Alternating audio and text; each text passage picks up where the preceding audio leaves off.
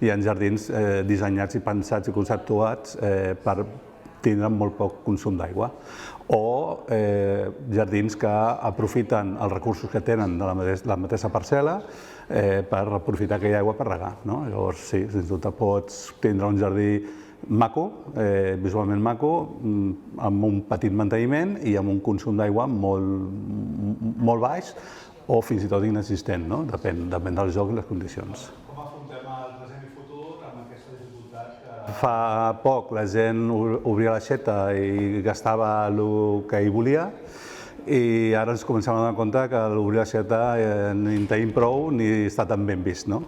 Llavors, segurament què hem estat fent malament aquests anys i què podem corregir per afrontar el present i futur. Si tires enrere en la història de la jardineria, per dir alguna cosa, abans les coses potser es feien millor que ara. Per exemple, trobaves moltes masies que tenien la seva recollida d'aigua, o et trobaves molts patis interiors que eren fets de grava i no de gespes. O sigui que realment abans, vull dir fa 100 anys enrere segurament, o 50 com a mínim, es feia un tipus de jardineria més sostenible.